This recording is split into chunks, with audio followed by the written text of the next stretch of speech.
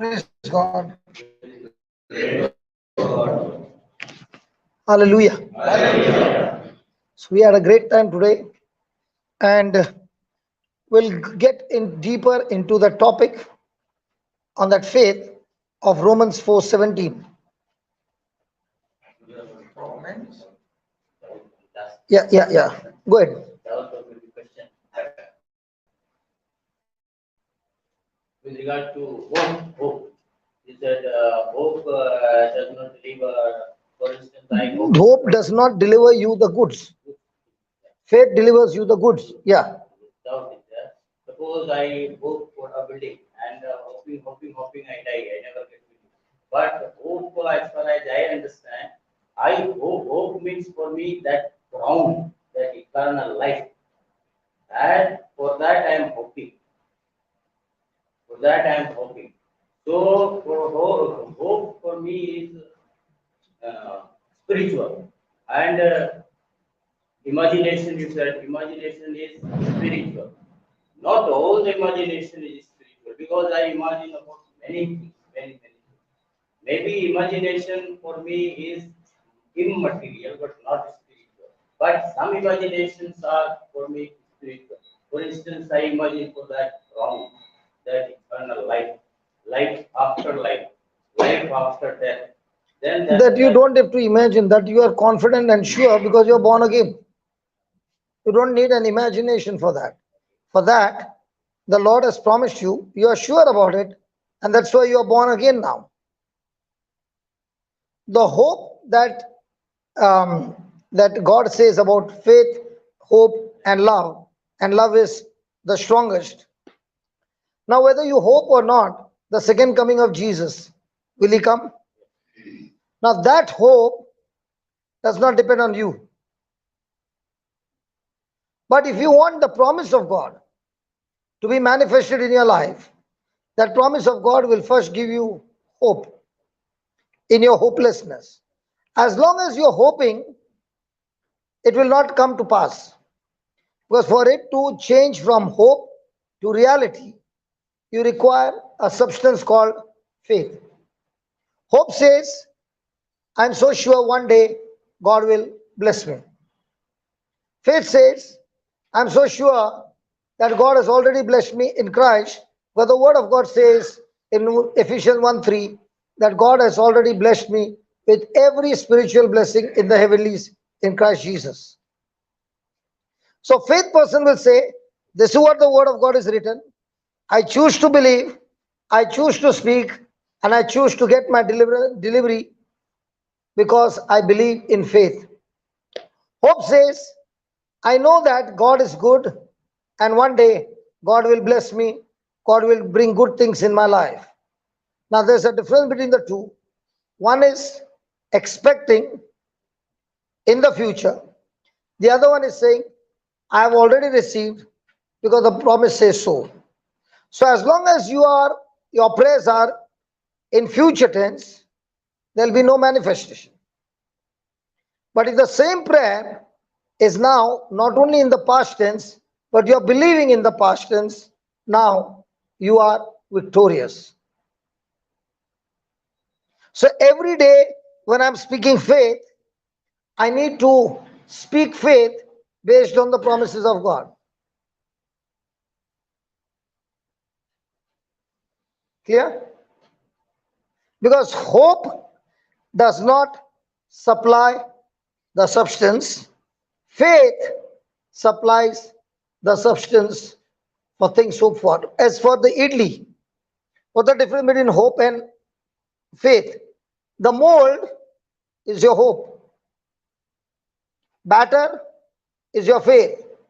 And where do you get this batter? Faith comes by hearing, and hearing by the word of God. So the more and more you understand and you hear more and more of the word of God, that word of God gives you confidence, that word of God gives you assurance, and based on that, you are now supplying your faith-filled words out of your mouth, not in the future tense, but believing that I've already received it. Then those things you are believing for will manifest in your life. But if you are saying the same prayer in the future tense, it becomes hope. And nowhere in the Bible did Jesus say, your hope has healed you. Example, every promise of God in the Bible, in Christ, is always in the past tense. So when God spoke in the past tense and you are speaking in the future tense, are you in agreement with God? So when you're not in agreement with God, can your faith work?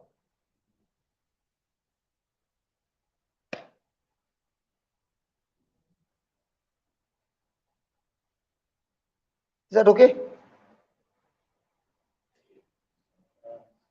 See now, for example, regarding the healing, so many people get lost and they don't get the healing because they believe that God will heal them. Yes or no? Yes. But the Bible doesn't say God will heal them. Bible says in the spiritual realm, when Jesus died on the cross, he has already now the battle is, how much do I believe what God said and how much do I believe what the symptom says? God said in the past tense, you are already healed. What do I say? Already healed means spiritually healed or physically. Whatever it is God has said, you are already healed. Physically, spiritually, mentally, financially, every area of your life is already healed. Why is it healed? Why is it healed? Because on the cross, Jesus, my substitute, paid the penalty for my sin. Agreed? He died in my place. Agreed? Now, Jesus obeyed the law, right? Whatever Jesus earned by his obedience, God now gives that to me absolutely free. And that is why it is called the gift of God. So I receive the gift by faith and not by my works.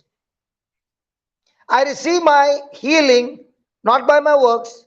I receive my healing because I believe in what God said.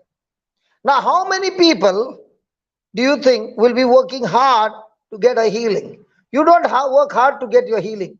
You work hard to fight against the unbelief that is stopping you from receiving your healing. There's a difference. I'm not laboring to get a healing. I'm laboring against the unbelief that is running in my mind that is stopping me from receiving what God has given me. Okay, let's put it this way. Somebody comes and says, there's a curse on my life. It might be true. It might be a fact that there is a curse. Again and again, there are accidents in your in that person's family. Again and again, there are financial crises in the family. Everything is going absolutely destructive in the family. Now, when such thing happens, the person takes Galatians 3:13. Open to Galatians 3:13.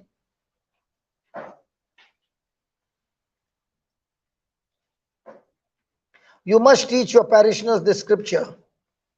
And let us challenge. I want to challenge you. Teach your parishioners the scripture, Galatians 3:13. And tell them on the rosary bead, every day say 3 rosaries. And after 1 month, ask them to come and meet you. They'll say, Father ji, itna sab kuch badal gaya hai. Everything has changed. Why? The first thing I must remember, the word of God is a seed. And now when you take Galatians 3:13, it is a seed to destroy every curse of the law. Read it. Yeah. Now Christ rescued us from the curse of the law. Now Christ rescued us from the curse of the law. Hold on. You read yours. He's saying rescued. What is yours saying? Christ redeemed us from. Is there a difference between rescue and redeem? What's the difference? That Bible says Christ rescued us. This Bible says Christ redeemed us. Is there a difference? Yes, what's the difference? The word redeem means ransom. Some Bibles say ransom. Means what? I already and always belong to God.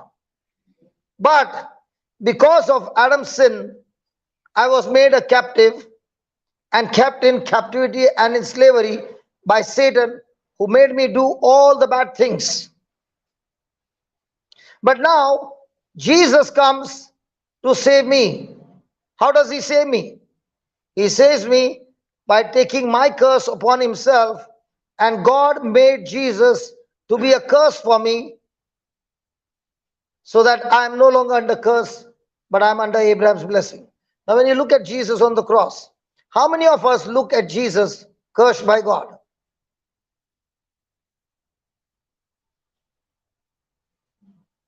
But the Bible says that. Please read. Redeemed us from the curse of the law by becoming a curse for us. Then, For it is written, for it is written, cursed is everyone who hangs on a tree. cursed is everyone who hangs on a tree. Now, how many of us believe that when I look at Jesus on the cross, my sins are in his body? How many of us believe that every curse, ancestral curse, any kind of curse, is in Jesus' body, and he took it in my place to set me free? And if I don't believe it, and if I don't confess it, that curse will go on for generation. Let me give you an example. The grandfather died because of alcohol. The father died because of alcohol. The son is now again an alcoholic. What will happen to the next generation? Why? It is a curse. Now, can one person who believes in the family break the curse? Yes. After that, all generations will be different. How does he break the curse? By confessing with his mouth, believing in his heart. Now, is it saying in the future tense or past tense? Everything that you see in the Bible in Christ is always in the past tense, because Jesus finished it on the cross for you and me. It is complete. Now my journey is to believe and confess and receive. Just put your finger there and go to Romans chapter 10 verse 9. How does this work? How can you break every curse? How can you break every sickness? How can you break every financial crisis? How can you break everything of the devil? Read it, Father. Start with 8. The word is near you. But what does it say? But what does it say? The word is near you, The word is near you, on your lips on your lips and in your heart. and in your heart. Pause. Is the word of God in my lips and in my heart? Hello? Is the word of God in my lips and in my heart on a daily basis?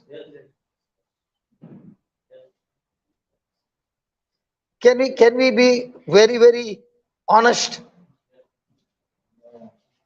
When was the last time Galatians 3 was in your mouth and in your heart? So Galatians 3:13, if there is a woman who is pregnant in your parish, and you explain to her, the curse of labor pain came on a woman because of disobedience. Now when you take this scripture, Jesus even took your labor pain on the cross, and he has redeemed you from that curse. And if she keeps confessing every day, believing, her delivery will not only be normal, they'll be without labor pain.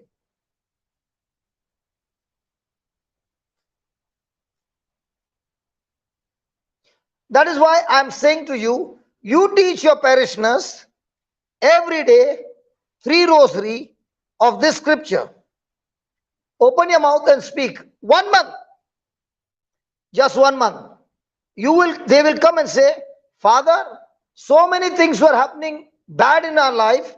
Now everything is changed. Why did it change? Because they planted the seed that destroys the curse. Are you following now? A farmer plants the seed, waters the seed, protects the seed, and it starts growing, bringing forth the harvest. Agreed? Come on, agreed? Yes. Now, is that Bible full of seeds? Yes. I take that seed and I say, Lord Jesus, I thank you that you have ransomed me. You have purchased me. You have paid the price with your blood, with your life, and you died in my place as my substitute. And therefore I declare every curse from my life has been nailed on the cross and it has been cast out of my life. And I'm no longer under curse, but I'm under Abraham's blessing. Can you read that again, please? 13. Ah, sorry, Romans we did not read. Romans 10:9. The word is near you, in your mouth and in your heart. That is the word of faith which we preach. So where's the word of faith? In my mouth, in my heart. Is he saying in my mouth and in my mind? No. Because in my mind are my five senses. They will communicate to me physical things. In my heart is the word of God. He communicates to me unseen things. So which one am I going to believe? Which one am I going to live? On unseen or seen? Seen is there's a curse. Unseen is I've been redeemed. So when a person confesses with his mouth, believes in his heart, what happens? Verse 9. Because if you confess with your lips Because if you confess with your lips that Jesus is Lord and believe in your heart that Jesus Christ is Lord and believes in your heart that God raised him from the dead, that God raised him from the dead, you will be saved. you will receive your salvation. How do you get healing? Believe in your mouth, confess with your mouth, believe in your heart. How do you get your deliverance? Confess with your mouth, believe in your heart. How do you get financial breakthrough? Confess with your mouth, believe in your heart. How do you get deliverance? Confess with your mouth, believe in your heart. That is the system. Now the question is, what am I confessing the whole day?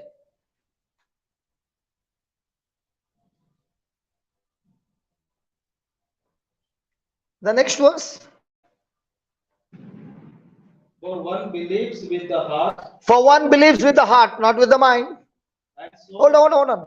One believes with the heart. Means one believes the unseen things where there is no physical evidence.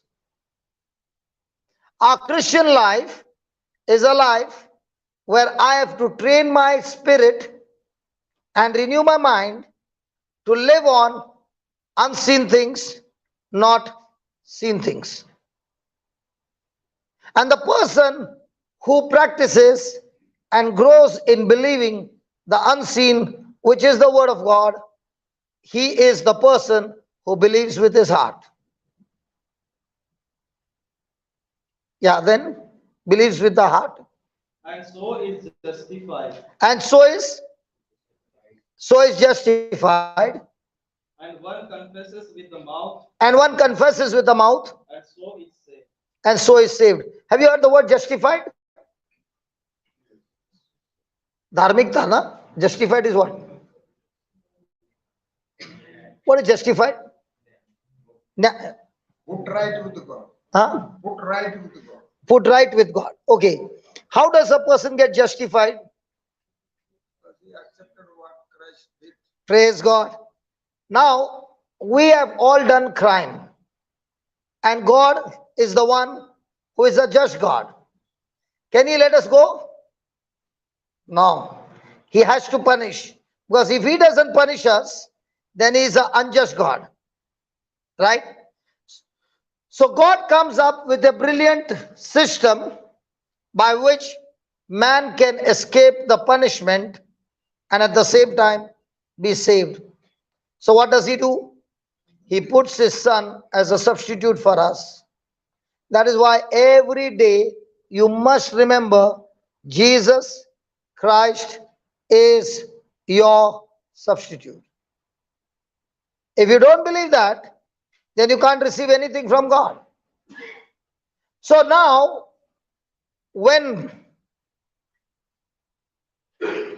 you are going through this, let me give you an example. The Bible in Revelation 10 says that Satan, the accuser, is accusing us before God day and night. Can you put that, please? Revelation 12:10.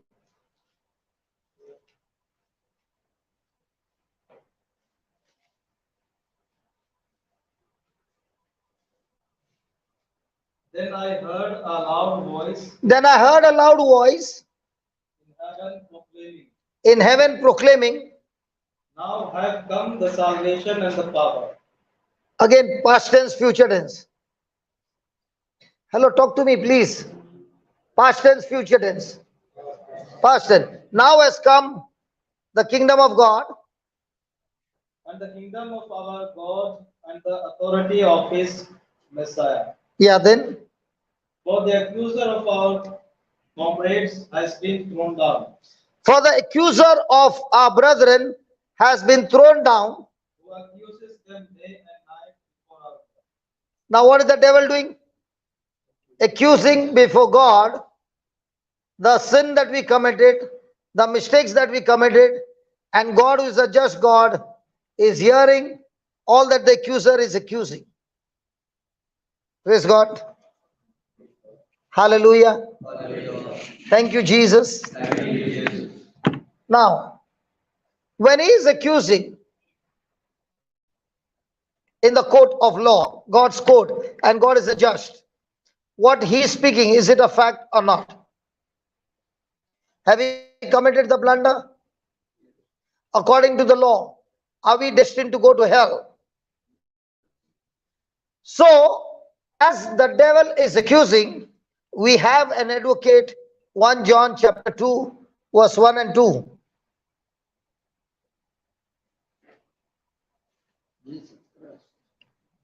We have an advocate. 1 John chapter 2, 1 and 2. My little children, My little children, I am writing these things to you I am writing these things to you so that you may not sin. so that you may not sin. Then, But if anyone does sin, but if anyone does sin, we have an advocate with the Father. we have an, hello, we have an, hello, we have an, where? In heaven. In heaven with the Father. Who is he? Jesus Christ. So when the devil is accusing, Jesus is fighting a case and telling his Father, now in the court of law, he's not his Father, he's a just judge. And Jesus tells his Father, the judge, what the devil is accusing is a fact. But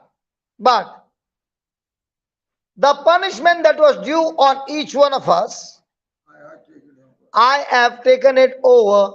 I am innocent and I was unjustly punished on their behalf. So has the punishment been paid for the crime? Can any judge ever punish for the same crime twice? No. So has the punishment been paid by Jesus? Yes. What does the judge say? The judge says, I am not satisfied. The judge says, I am not satisfied because in my court, I need two witnesses. Imagine the situation now. The judge is looking, Satan is accusing of all the mistakes that we have done. Jesus on the other side is saying, for every mistake, I paid the price. And the judge says, not satisfied. I need one more witness. And that one more witness is you. What would you confess when God has to ask you, did you commit that crime, yes or no? What would you confess? If you confess yes, then you and Satan agree with each other, you will be condemned to death. I want you to understand this, please. Is it in the Bible? Yes, it is in the Bible. Revelation 12:11. What would you confess when God has to ask you, did you commit this sin? And if you open your mouth and acknowledge, yes, I have committed this sin. Now, are you agreeing with Satan? So now, has God got two witnesses, Satan and you, in agreement with each other? But look what the Bible says. Yeah, read the 11th verse. But they have conquered him by the blood of the Lamb. They have conquered him. They have overcome him. They have victory over him by the blood of the Lamb. And by the word of their testimony. Praise God. So we overcome Satan only by the blood of Jesus? No. If you confess with your mouth, Christ did for you, and open your mouth and testify, yes, I have committed this blunder, but this payment has been paid in full by Jesus for me on the cross. Now, I am a second witness agreeing to what Jesus did for me. I am overcoming Satan by the blood of the Lamb and by my word of testimony. So even though the blood of Jesus has given you the victory is not manifested until I become the second witness. That is why, even though Jesus has finished on the cross, a Christian cannot experience the manifestation of what Jesus has finished on the cross, because in the kingdom of heaven, there has to be two witnesses. Now check for a moment. Are you bearing witness of what Jesus finished on the cross? Now the moment you open your mouth and you say, thank you, Lord, you have redeemed me from every curse of the law. For it is written, cursed is everyone that hangs on a tree. And you have not only redeemed me, but now you have blessed me with Abraham's blessing. When I confess it, when I believe it in the court of law, I am in agreement with Jesus. There are two witnesses. The accuser's accusation does not have any hold over my life, because the Bible says when you confess with your mouth and believe in your heart, now you receive everything that Jesus has finished on the cross.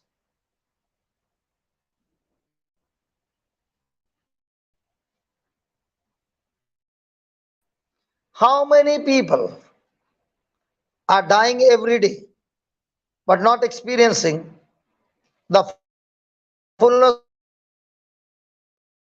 of? What is the reason? Because their confession of faith is not what Christ did. The confession of faith is what they did. And as long as you are speaking your mistakes, you will live a defeated life. There is a confession of sin, but much more than that, there's a confession of your resurrection in Christ. And unless I learn to confess what Jesus has earned for me on the cross and confess the resurrected life that Jesus has given me, I cannot experience victory.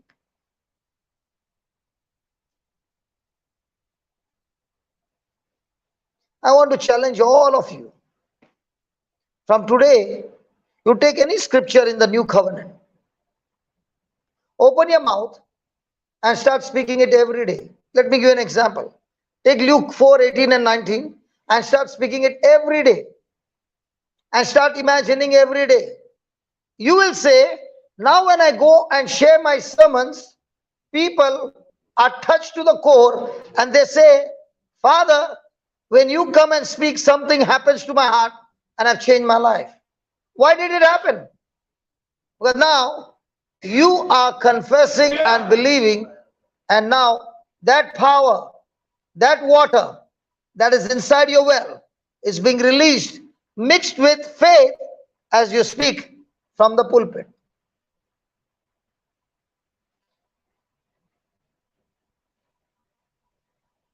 Is it there?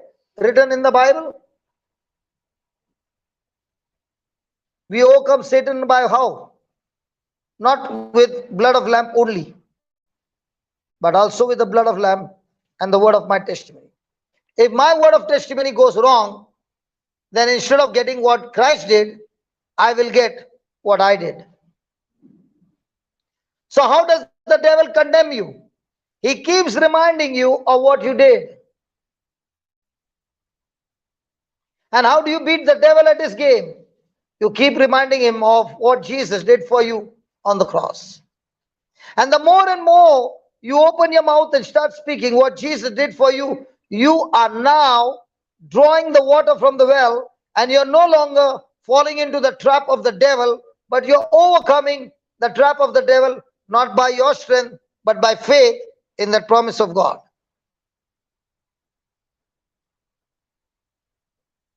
Yes. During Mass, in the beginning of the Mass, we say, We say, I confess for my yes, that is your mistakes. That is your confessing your mistakes. Yeah. In that we ask God the rest. Yeah, you are forgiven. Yes. Yes. Yes. How do you justify? I justify when your testimony is wrong, word of testimony is wrong. You during the Mass you said it once. And during the day, how many times you say? If you are confessing, I asked somebody, are you healed? He said, maybe. I'm not sure. I said, you got to be sure in the kingdom of God. There's nothing called as maybe. It is called as doubt.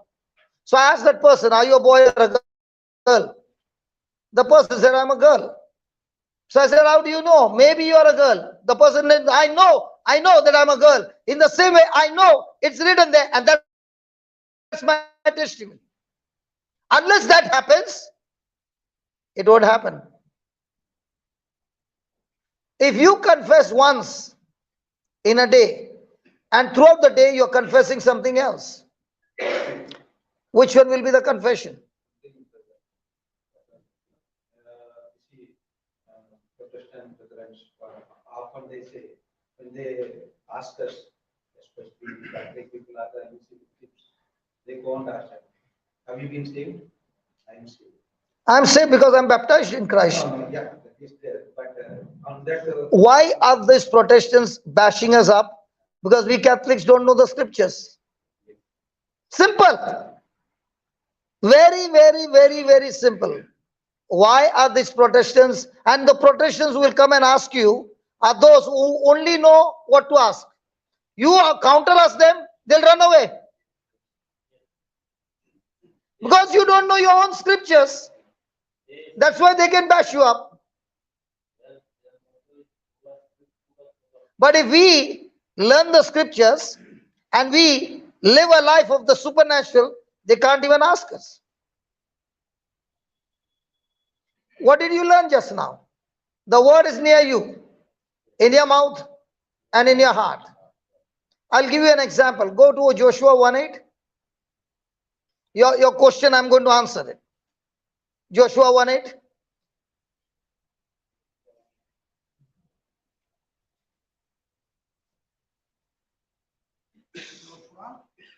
Joshua 1:8.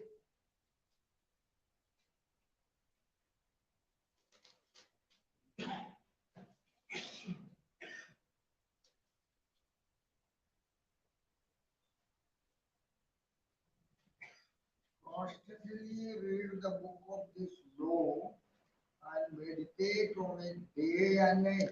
What? Constantly? Constantly read the book of this law. What is the word?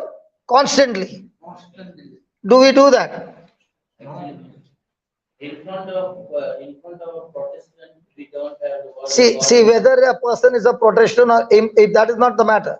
The matter is, who are you in Christ in presence of God? Listen, if you say that what he did has caused my defeat, it's the biggest lie. If that was true, then Jesus should have been a loser. Because Jesus went through insult, he went through abuse, he went through torture, he went through everything. But how did Jesus win? He did not win because he reacted. He won because he responded with love. So whether it's a Protestant brother, Pentecostal brother, whichever brother comes and challenges you, the question is, what is your faith? What do you believe? If the Protestant brother comes and says, you look like a girl, will you accept it? No. So just because he tells something, will you accept it? You know who you are. In the same way, do you know who you are in Christ? And when you know who you are in Christ, he cannot change you. He cannot move you. So instead of saying the Protestant brother is doing this, why not I go into the Bible and I study the Bible day and night? Because here the word of God says Joshua is in depression. Let me tell you, Joshua is in depression because his friend Moses is dead and he doesn't know what to do. And in that depression, God gives him a solution and says, listen, Joshua, I'm going to tell you to do three things. You will not only come out of depression, you will be a mighty warrior, a victorious person. First thing, constantly keep speaking the word of God out of your mouth. What is your Bible saying, Father? Yeah. This book of the law shall not depart out of your mouth. This book of the law shall not depart out of your mouth. Father, I went for mass. I spoke that prayer. I came out of the door. And now I'm talking nonsense. Now I'm talking like the worldly person. Is my confession going to work? But the Bible says, you train yourself to speak God's word throughout the day. Why is he saying to do that? A person who speaks the word day and night is the person who has now control over his mind.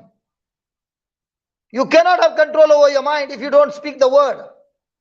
Because that word has the potential inside that it can captivate your mind and keep your mind on course. And only when the person speaks the word, meditates on the word day and night. Yeah, read. You shall meditate on it day and night. You shall meditate on it day and night. Do we do that? No. Then, So that you if you do A and B, then so that you may be careful to act in accordance with all that is written. so my action will come only if I do A and B. If I failed in A, I cannot do B. And if I failed A and B, I cannot put it into action. Because I have no power to put it into action. Hello? Yes. Is the Bible very clear? Yes. You do A of speaking God's word throughout the day. Now somebody will say, how can I speak the word and think the word? Don't I have other activities to do?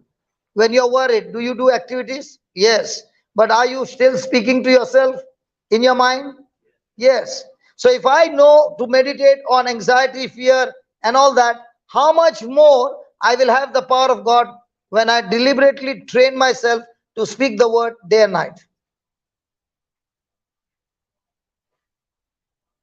Only a person who deliberately speaks, thinks on the word, he has supernatural power to put it into action.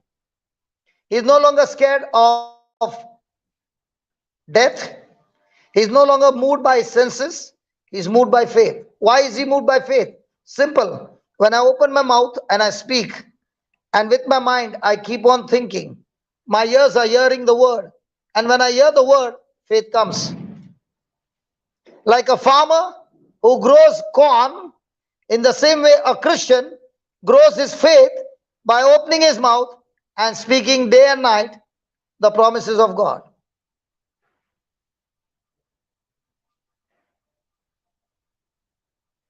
It's a system. And then he says, so that you will be able to absorb all that is written in it. Now look at the next line. You will be surprised. Look at the next line. For then you shall make your way prosperous. Pause. Did he say God will make your way prosperous? No. Did God say he will give you prosperity? He never said that. He said, when you do A, B, and C, your journey will turn from curse to prosperity. Your journey will turn from failure to prosperity. So when a person comes and says, brother, please pray for me that God will bless me and make me prosperous. Hold on, my friend. In the system, it doesn't work that way. In the system, it works when you, with your mouth, confess, with your mind, meditate, you put it into action. Now you don't need anybody to pray for you. You will yourself, by default, make your way prosperous. And then you shall be successful. so to get my success in every area, what do I need? Do A, B, and C. D and E is by default. The same Joshua who was in depression starts doing that, and then you know how Joshua became a deliverer.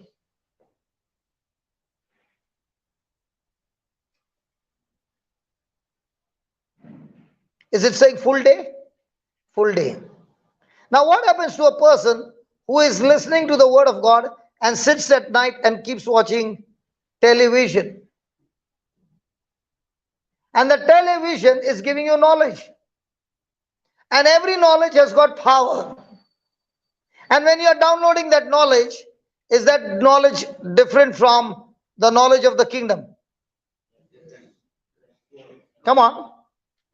Is the television programs and the program that comes from the Bible, are they both from the same kingdom? No.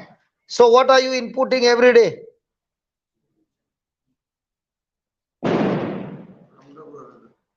So if you are inputting the things of the world and expecting the harvest to come from heaven, you will be deceived because it will never come. The same person is using the same television to listen to the teachings and preaching of the word of God day and night. Now, is that going to build up his faith? Is it going to build up his confidence? Will he be able to draw water from the well?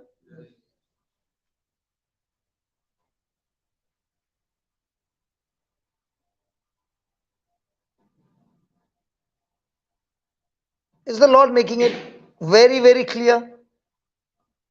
I can argue, you can argue, we all can argue. But what is more important is my lifestyle will say what I live.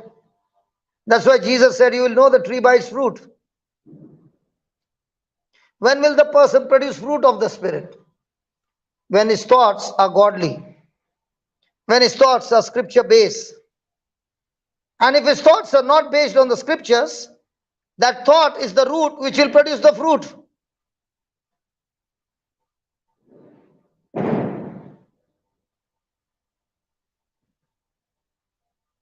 Praise God. So can we all now change from where we are to a supernatural position of bringing forth harvest of souls in the kingdom of God? You know what is a Christian's main goal? Before I leave this planet Earth, how many souls can I get from the kingdom of darkness into the kingdom of light? That is his target. That is his top priority. And to get that, I must be filled with power. And to get that power, I need to speak out of my mouth the word. Teach my mind to be renewed to agree to the word of God, because my mind will never agree. Why will it not agree? Because my sense shows me opposite to what the word says. And to the level to which I have renewed my mind, I will get 30, 60 and 100-fold harvest.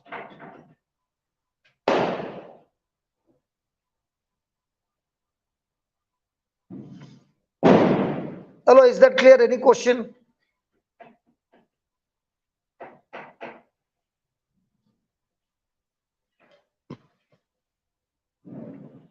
actually, not a question. Protestant, why hate is going on between Protestant and Catholic? Arey Baba, you are going on a topic which is immaterial. I'll tell you one thing. When you are right with God, you will look at a Protestant not as an enemy. You look at him as a friend in Christ. But the Spirit of God will never teach you to make enmity with anybody. And when he sees your lifestyle, he'll say, how come you got all this and I don't have? I would like to come and learn myself. But if he sees your life is nothing supernatural, why should he come and meet you? Now tell me honestly, yes or no? So instead of saying what they got, can we say what I got? If my own life is nothing supernatural, why should anybody come? Why is it in Pota, people travel from here to there? And you will ask them, why there's no crush here? Why do you need to go there? Because when they go there, they get the knowledge being preached for 7 days, day and night. They are bombarded with the truth. And that's when they begin to change their thinking. And when they come back, they're not the same. Tell me honestly, yes or no? Yes. So if we start the same over here, do they have to go there?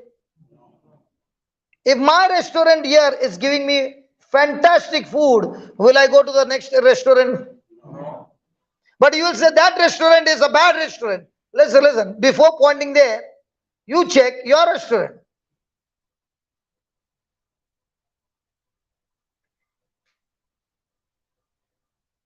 The word of God is not in my mouth and in my heart. That is the thing. Word of God is not in my mouth and in my heart. But instead of word of God, some other word is in my mouth and in my heart. And not in my heart, in my mind. That is why I am opening my mouth and bringing self-destruction in my own life by speaking fear-filled words.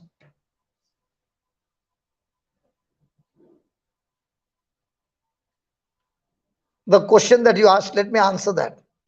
Go to Matthew chapter 6 and verse number 31.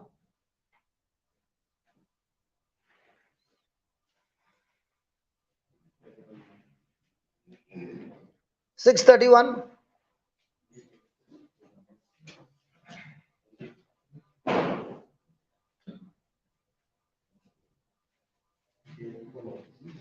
Therefore, Do not worry.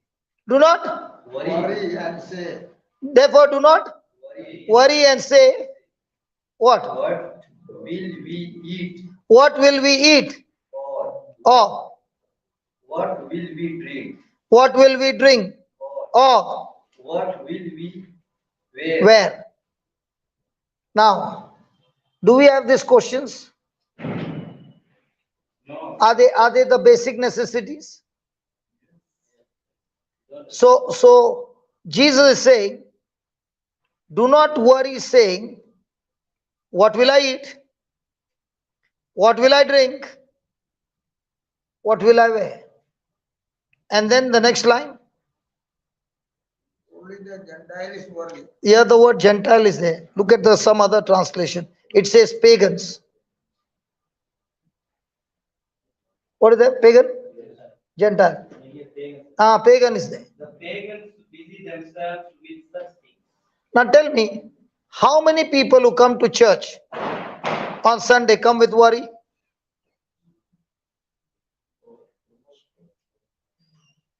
And Jesus says, the pagans operate in worry.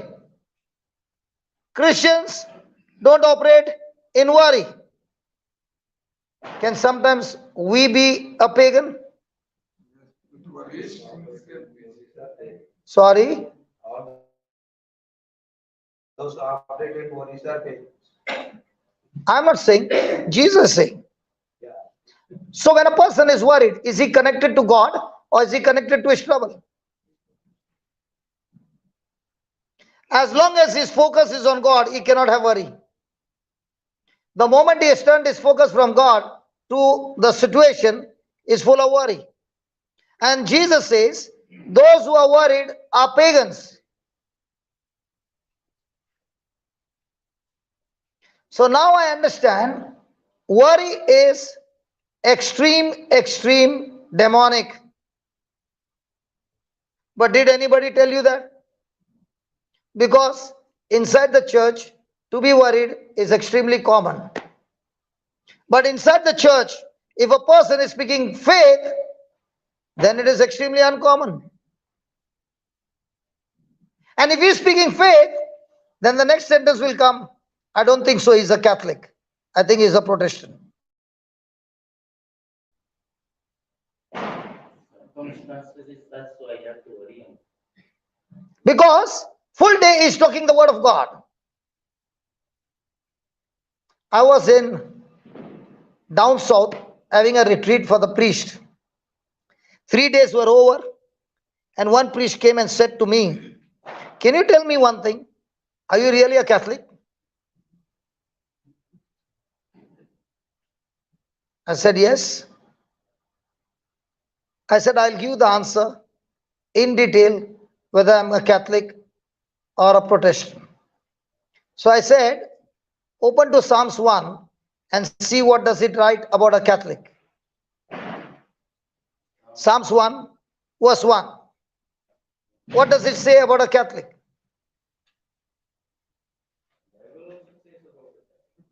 Sorry? Bible also says about the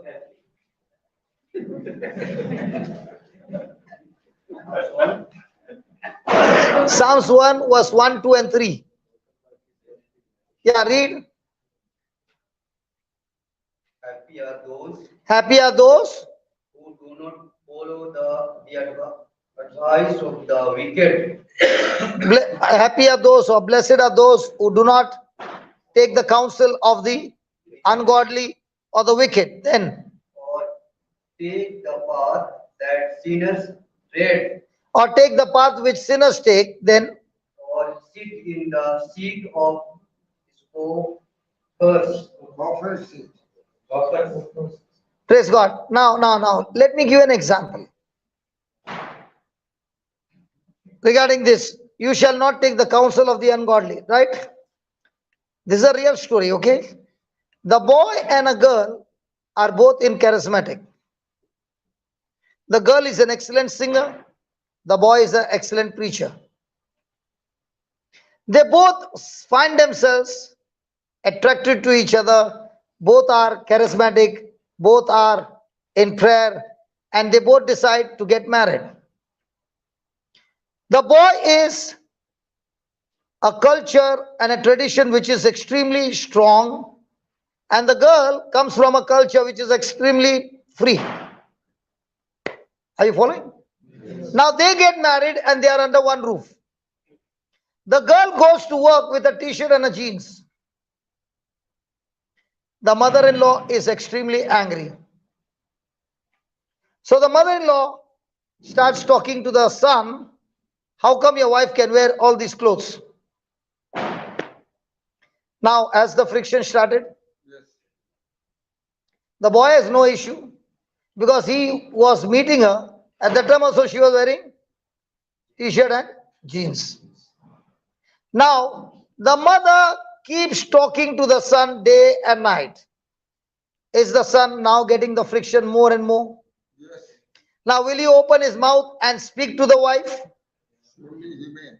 Yeah. And when he starts speaking, the boy loses his job. Now, who's going to work? The girl.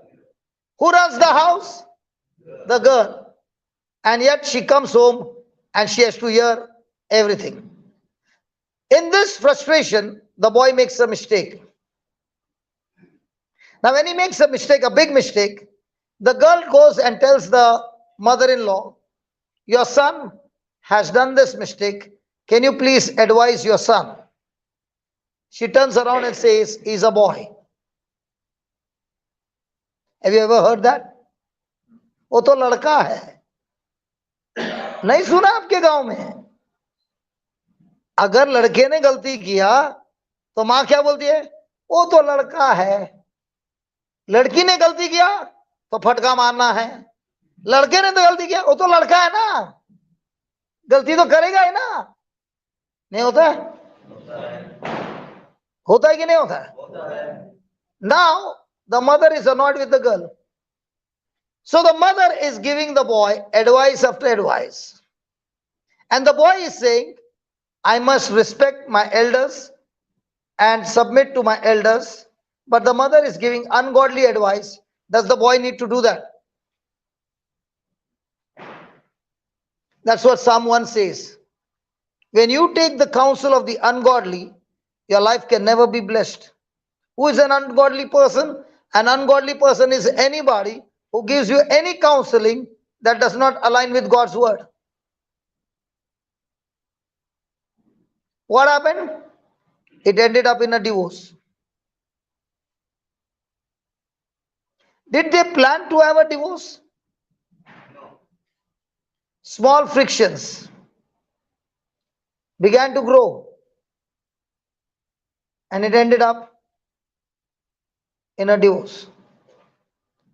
Was the boy a preacher? Did he know that his mother is giving a wrong counseling? But did he still go and do what the mother gave him? Yes. So is he obedient to God or obedient to his mother? And what about obedient to God? Is in disobedience. Will that disobedience cost him his future?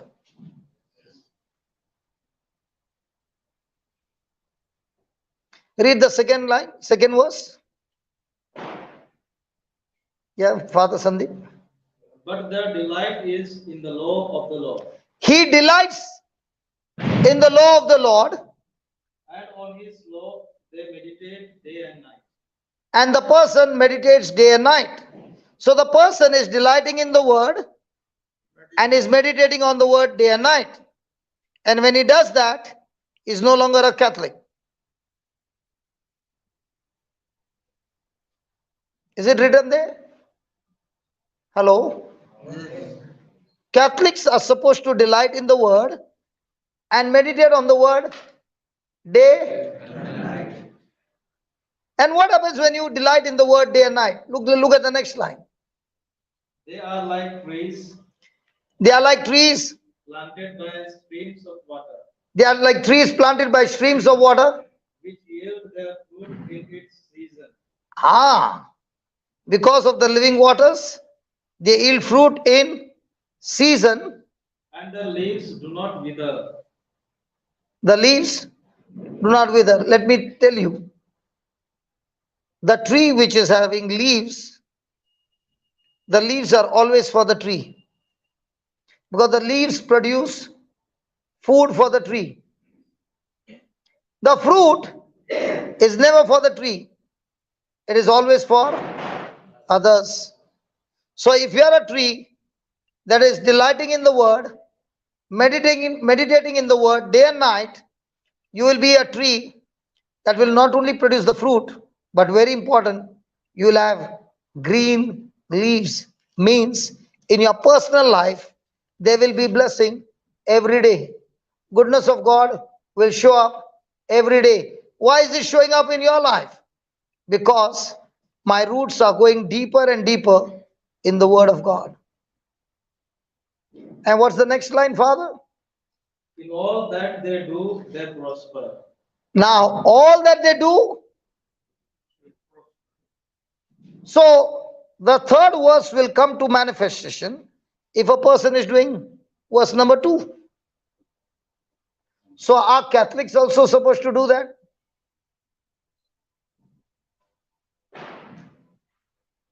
So, when I was reading that scripture, I read it this way.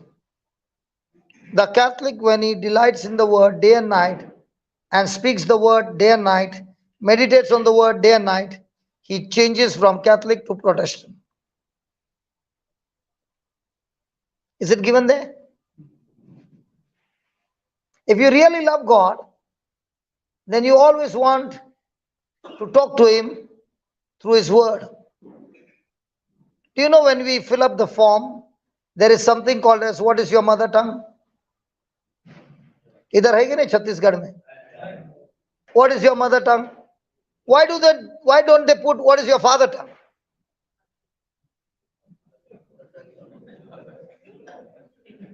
Because we learn that language from our because we learn that Why not father tongue? why what the language we No, learn but I'm asking why not father tongue? because we are in the No, I'm asking you why not father tongue? because we are in the womb of our language. There only we learn the language. So if you are in the womb of your mother and your mother is going to a Punjabi house, you learn Punjabi or Tamil inside the womb.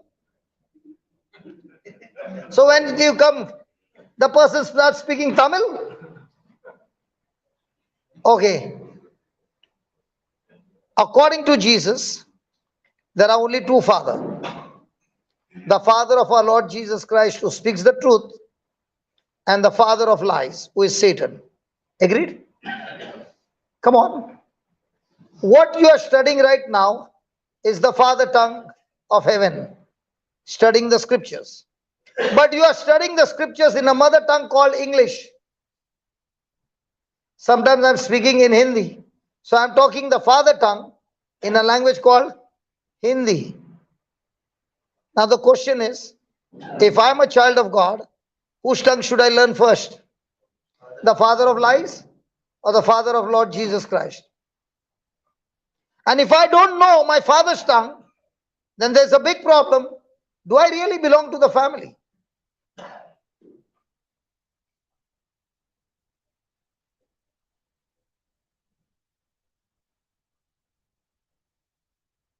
Am I talking any wrong? So do I need to learn? Did Jesus learn? Hello, did Jesus learn? Did I use that scripture? Jesus learned through suffering? No. Yes, you are the hero. Okay, go to Hebrews chapter 5, verse 7. How did Jesus learn? How did Jesus learn his father's tongue?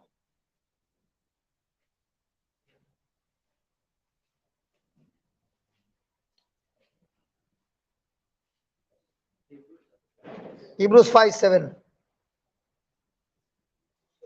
In the days of his flesh, Jesus, in the days of his flesh, Jesus offered up prayers and supplications Jesus offered up prayers and supplication. with loud cries and tears. Oh my God, I never knew that. That every night when Jesus prayed to his Father, he was praying with loud cries and tears. What we think that he is a son of God. Yes, surely he is a son of God. But he is come as man. And he has to depend on his Father to protect him. And Jesus is crying with loud cries and tears, asking his Father to protect him from death. Read, brother, Father. To the one who was able to save him from death. So was the devil trying to kill Jesus every day? Was Jesus crying out to his Father to save him every day? Was the Father able to protect him every day? But did we ever know that?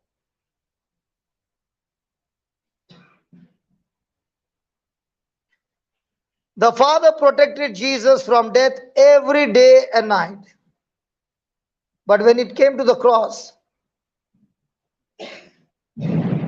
Jesus willingly accepted that mission to die on the cross for you and me. So was the devil trying to kill Jesus every day? Yes. What if Jesus had to die? We wouldn't have been saved. Jesus has to die on the cross. Why does he need to die on the cross?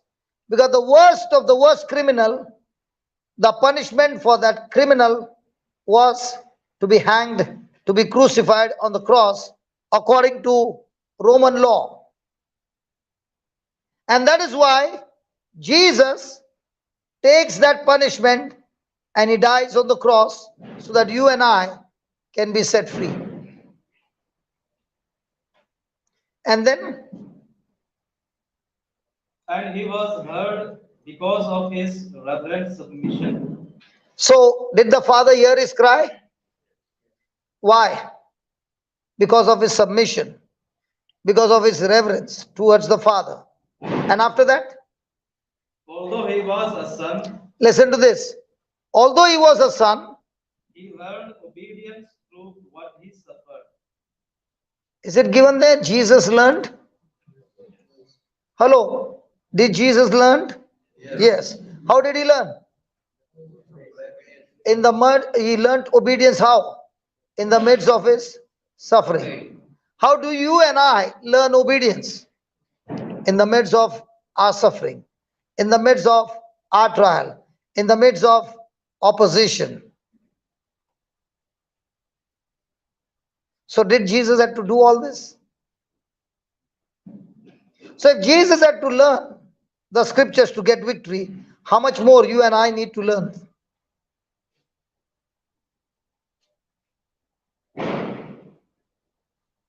Jesus got victory because he studied the scriptures, and the scriptures is what gave him supernatural power to get victory in life. That is why the scriptures are called as the sword of the Spirit. Jesus beat the devil when he came to tempt him by using the sword of the Spirit, by saying, "It is written." So, how am I going to get my victory? By beating the devil, by taking those scriptures in my mouth, in my heart, day and night, and destroying the work of Satan that comes against me. But if I don't follow the system, then there is surely going to be accidents in my life. There's surely going to be self-destruction in my life.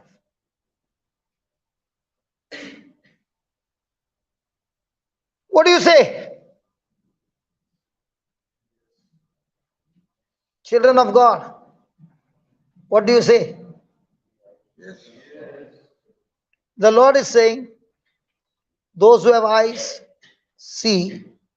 Those who have ears, hear. Because everything is going to depend on after you go out of that window, out of that door. The moment you went out of the door and you forgot everything, this retreat is going to produce nothing. But when you went out and you went to your room and you said, Lord, I heard so many things where I need to make so many corrections.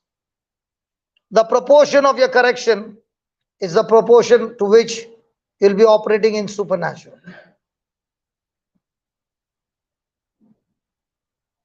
No correction, no manifestation. And God will never force you. Praise God. Hallelujah. Hallelujah. So when Jesus was nailed on the cross, was Jesus also nailing something on the cross? Example, the Romans nailed Jesus on the cross. Agreed? Yes. Did Jesus also nail something on the cross?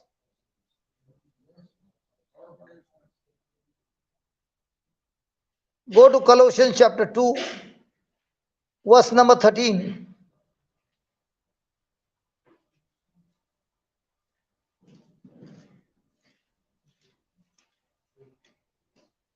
Colossians chapter. Colossians 2:13.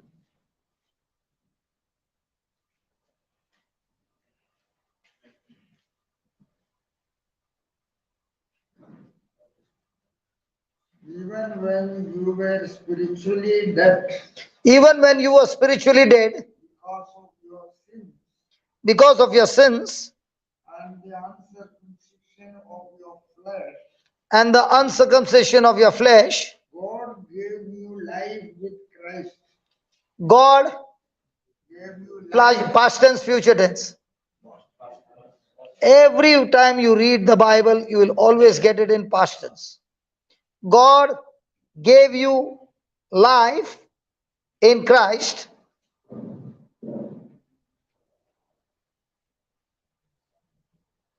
He forgave all your sins, all our sins. He forgive all our sins, or he will forgive? He forgave. He will, or he has? He has already done it. So do I need to go for confession? Yes. Yes. Because the Bible says, if you acknowledge and confess your sin, then God is faithful to cleanse you from all your sins, and the blood of Jesus restores you into fellowship with the Father. But does God have any problem in forgiving your sins? No. He has already forgiven you.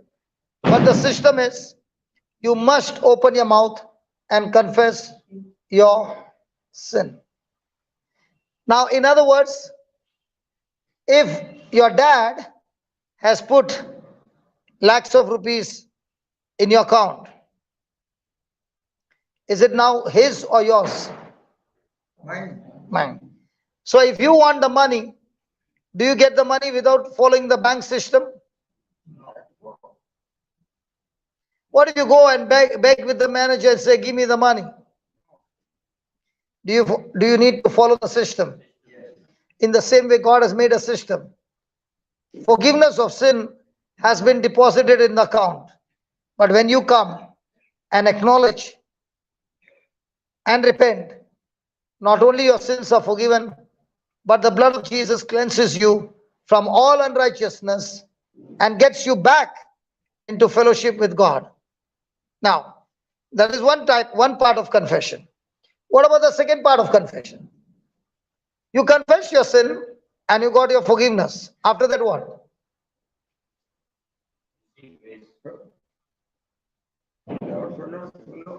Okay, you got your forgiveness. After that, what? After that comes like Joshua. Confess with your mouth the scriptures. Meditate in your mind the scriptures. Now you will have the power to do what the word says. And now you will make your way prosperous and you will make your way successful. So where are we stuck? We are stuck on the first confession. What about the second confession? The second confession is, the person confesses with his mouth that Jesus Christ is Lord and believes in his heart that God raised him from the dead. The Bible says he shall be saved. Second confession, he gets born again. Or the third confession, after I'm born again, I do make mistakes and therefore I go to the confession and get myself cleansed, repenting, and once again the fellowship is restored. And what is the fourth confession? The fourth confession is, when the accuser is accusing me, I need to open my mouth and confess what Jesus has done for me. And if I fail in confessing what Jesus has done to me, and I confess what I've done, it is a dangerous moment in a person, because he is a witness agreement with Satan.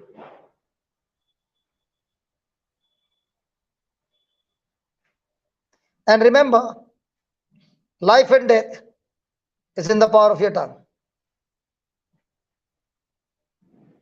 Whatever you confess will be taken as your testimony. How many people fail to confess the fourth confession? So even though Jesus did it for you on the cross, are you living a victorious life or a defeated life?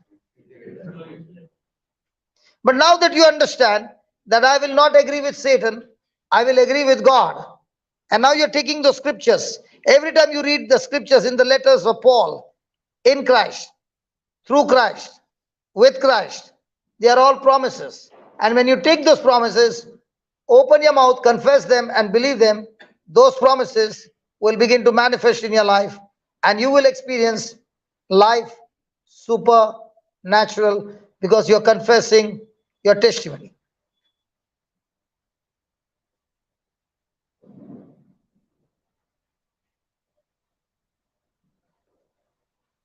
Praise God. Any question?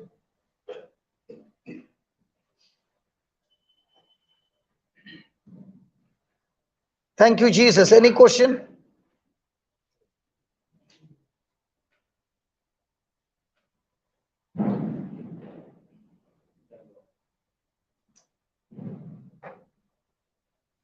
Do we need correction? From now on, will you guard your mouth?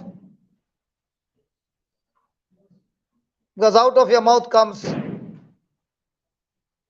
your future. In God's side or the devil's side, it is coming out of your mouth.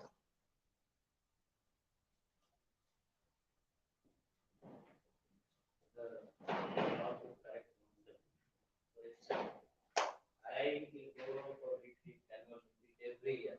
After retreat, I am in the same fit. No correction, no change. The first change that you do is teach your tongue to speak God's word daily. Everything will change in your life by default. It is like a farmer saying, I went for the retreat and learned about farming.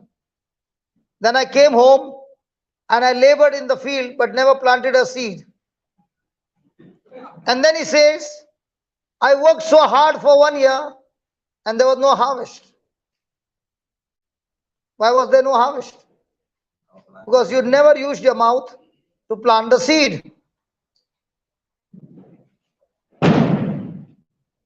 Father, did that happen to you? So 1 year, did you plant the seeds? Did you plant other seeds?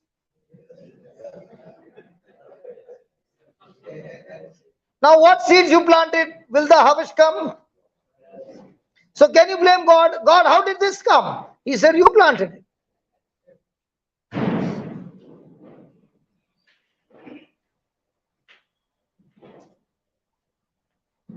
Now if you say, I am a priest, therefore the harvest will change even though I plant a wrong seed, you're absolutely wrong.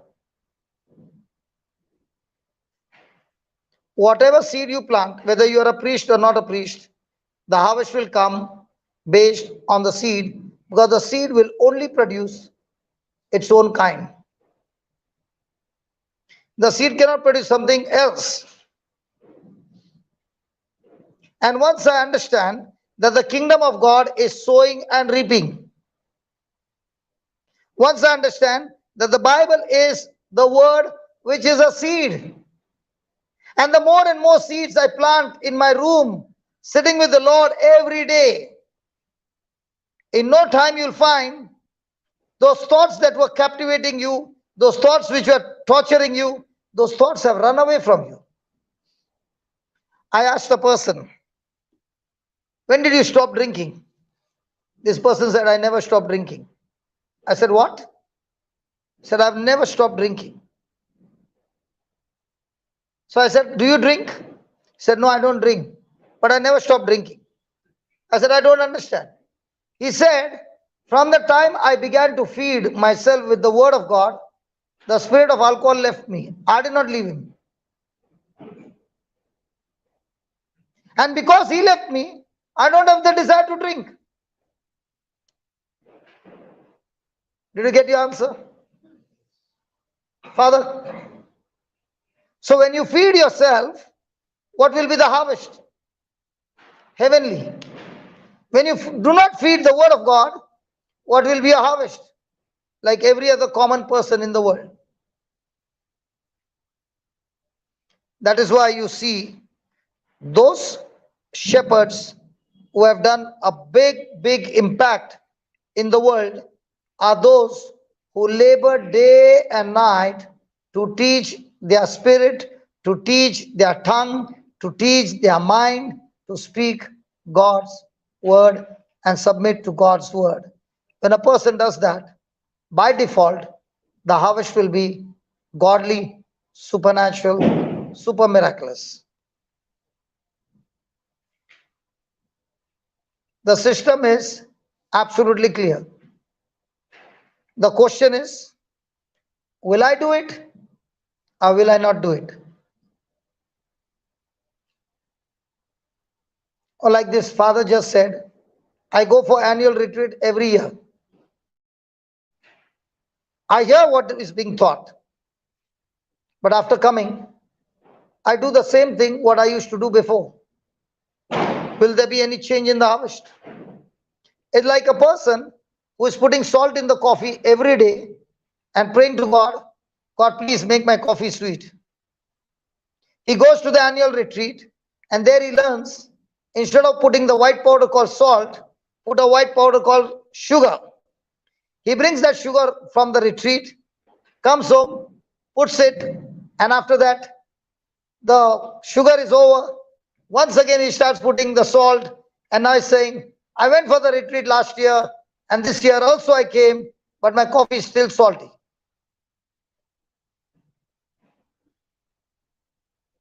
Is the coffee salty because of the devil?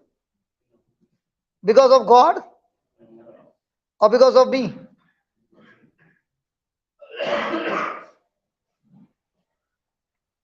No matter how much bitter your life is, no matter how much persecution you're going through, no matter what opposition you're going through, the battle is not over.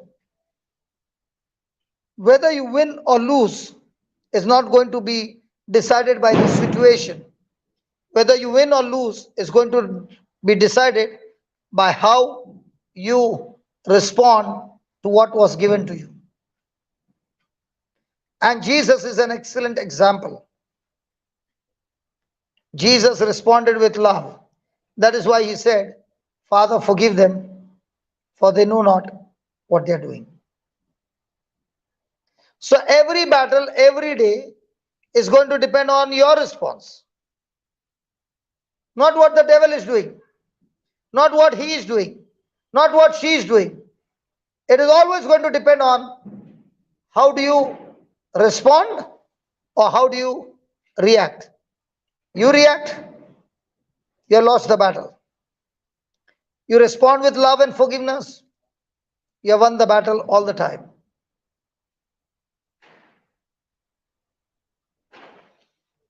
Praise God. Praise God. Hallelujah. Hallelujah. Are you happy or are you sad?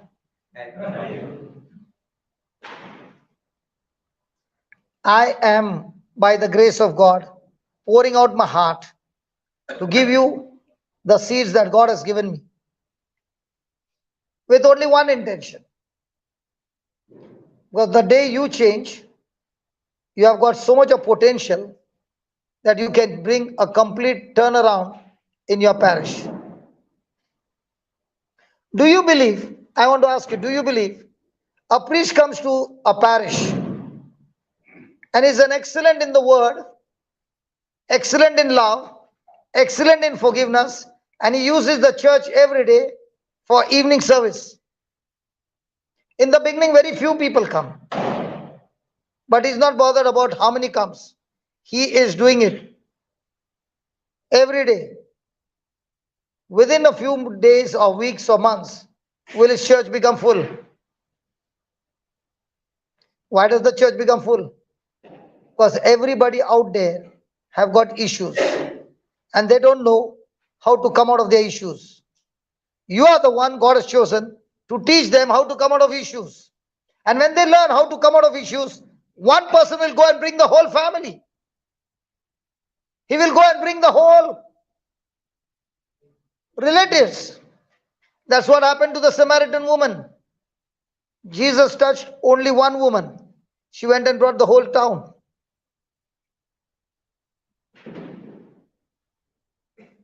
If people see that they came and went and there's no change in their life, will they want to come to church?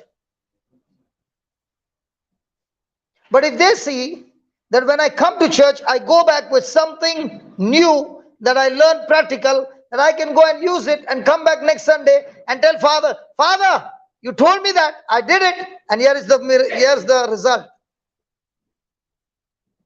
Will that excite you? Will that put you on fire? That is why for me, every day I enjoy it.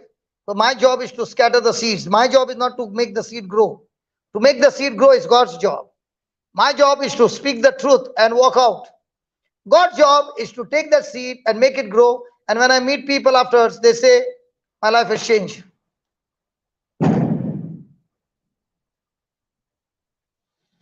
Praise God.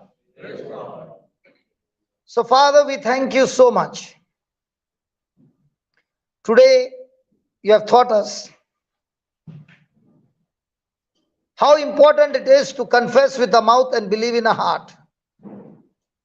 Today you shared with us confession of sin is a must to get connected to God. But it does not stop there.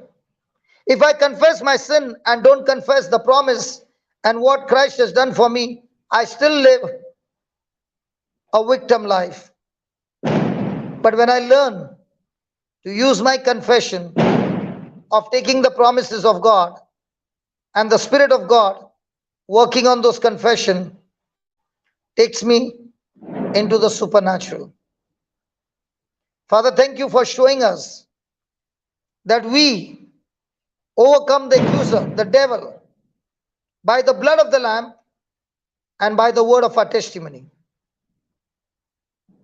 Lord Jesus, our testimony is not what we have done, but our testimony is what you have done for us as a substitute, redeeming us from every curse and setting us free. Thank you, Lord, for your promises are purely full of grace. And as we believe in those promises, confess with the mouth, believe in our heart, and act on these promises through the power that comes through grace, we will surely experience supernatural manifestation, because there are two things that cannot change: your promise and your oath. Now, we are more than sure that what you have promised, you are faithful to keep your word. It is we who have been unfaithful, Lord. It is we who have been with unbelief. It is we who have been speaking of fears and worries. It is we who have been walking in bitterness and jealousy that has short-circuited all that you have for us, the purpose, the assignment that you have for each one of us. We ask you, Father, in the name of Jesus, that these seeds that are planted in a heart, let these seeds not be taken away by Satan, but let these seeds sprout and grow, bringing in a rich harvest. Spirit of God, thank you for ministering to each and every brother in Christ. And I proclaim and I believe that this incorruptible seed has started a good work inside of each one of them, producing a rich harvest. In the glorious and mighty name of Jesus. Amen. I forgot to give you the answer. What did Jesus nail on the cross? Colossians 2:14. We'll just finish and we'll go. Or else we'll do it tomorrow. Will you remind me? Colossians 2:14. Okay. Thank you.